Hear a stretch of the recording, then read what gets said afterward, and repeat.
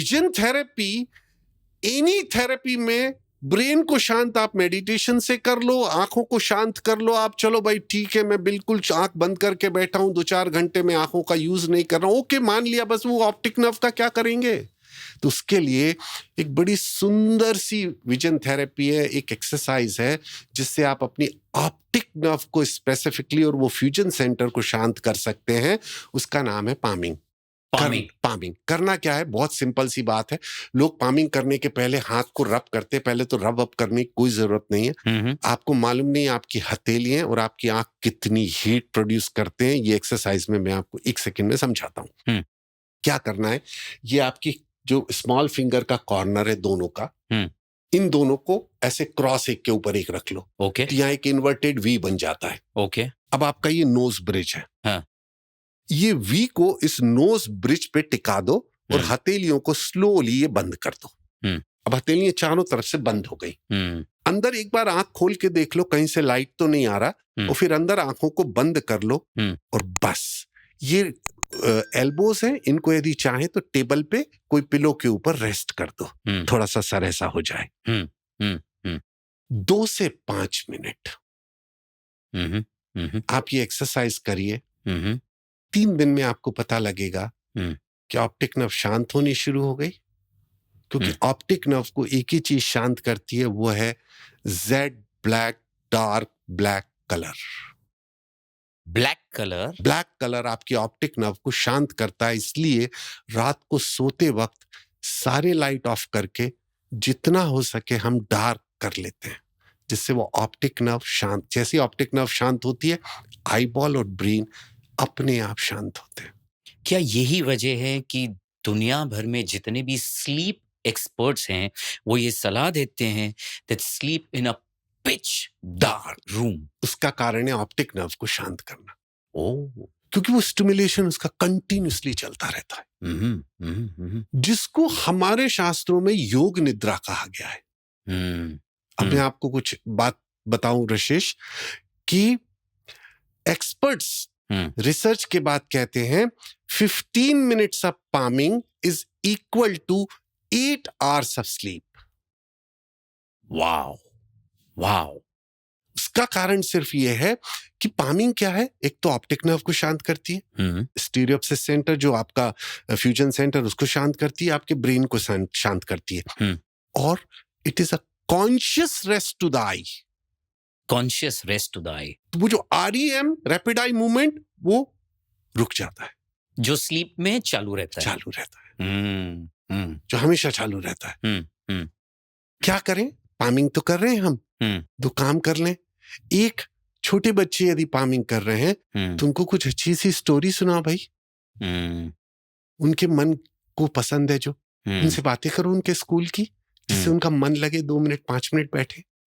आप बड़े लोग यदि पामिंग कर रहे हैं, एक कोई लाइट नाइस शांत थोड़ा म्यूजिक लगा दे, फ्लूट है, सितार है, कुछ लगा दे, and think about jet black either background, cloth, a sheep, any animal or anything which is that black in color. Just think about it.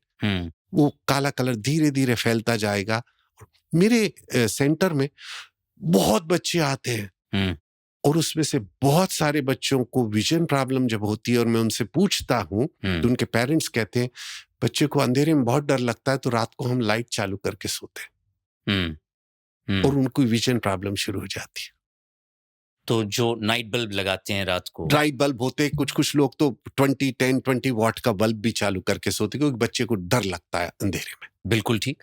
तो उसके लिए ये जो एक्सरसाइज है, इसको जितना ज्यादा से ज्यादा करेंगे हम, धीरे धीरे क्या होगा, वो जो फियर है अंधेरे का, वो स्लोली डिसअपियर हो जाएगा।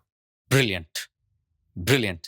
तो ये एक्सपामिंग करने से जो ऑप्टिकल नर्व शांत होती है वो तो होती ही है, लेकिन उसके साथ साथ जो बच्चे अंधेरे से डरते हैं वो डर भी धीरे धीरे कम हो जाएगा, and ultimately they will be free of the fear of darkness. Absolutely super.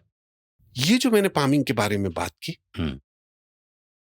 इसको मैं बैलेंसिंग ऑफ ह्यूमन बॉडी के साथ कनेक्ट करना चाहता हूं। तब आपको ये बड़ा अजीब सा लगेगा, कि ह्यूमन बॉडी के बैलेंस का पामिंग से क्या संबंध है, अंधेरे से क्या संबंध है?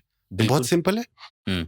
आप में से जो भी दर्शक देख रहे हैं, एक एक्सपेरिमेंट आप भी कर लें। खड़े हो जाएं और एक पैर ऊपर उठा लें और एक 30 सेकंड खड़े रहें, देखें आपकी बॉडी कैसे बैलेंस करती है। बढ़िया बैलेंस करती। अब दोनों पैर नीचे रख दें और अब दोनों आंखों को बिल्कुल बंद कर दें, बिल्कुल खोलना नहीं है। 5 सेकंड बाद पैर उठाने की कोशिश करें और देखें कि आप कैसे डांसिंग करते हैं। You will lose your balance just by closing the आई।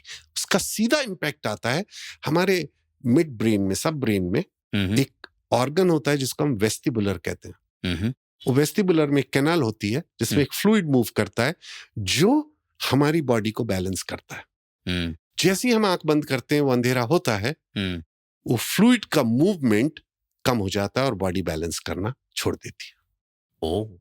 सो बहुत सारी प्रॉब्लम्स, वर्टिगो की आपने सुनी होगी। बिल्कुल। सर नीचे करते हैं या झुकते हैं तो चक्कर आता है। कि यदि आप पामिंग करने की आदत आपको है 5 मिनट सुबह 5 मिनट शाम को, और वो वेस्टिबुलर कनाल का फ्लूइड हमेशा मूव करता रहेगा, 99% चांसेस हैं आपको वर्टिगो जैसी प्रॉब्लम कभी नहीं होगी। क्या बात है। तो मेरे पास बहुत सारे अच्छे डांसर आते हैं, कथक के डांसर हैं अलग अलग टाइप के, और उनको बहुत सारे रोटेटिंग मूवमेंट्स उनके परफॉर्मेंस में होते हैं। सो वो कई बार आते हैं विजन की प्रॉब्लम लेके, और जब मैं उनको एक्सरसाइज सिखाता हूँ और पामिंग खास तौर पे सिखाता हूँ, कहता हूँ 15 मिनट सुबह और 15 मिनट शाम को करना है, वो आके मुझे रिपोर्ट करते हैं, सर वो जो पहले हमको थोड़ी ऐसी फीलिंग आती थी रोटेटिंग मूवमेंट्स के बाद, वो फीलिंग बिल्कुल चली गई। अब अमेजिंग।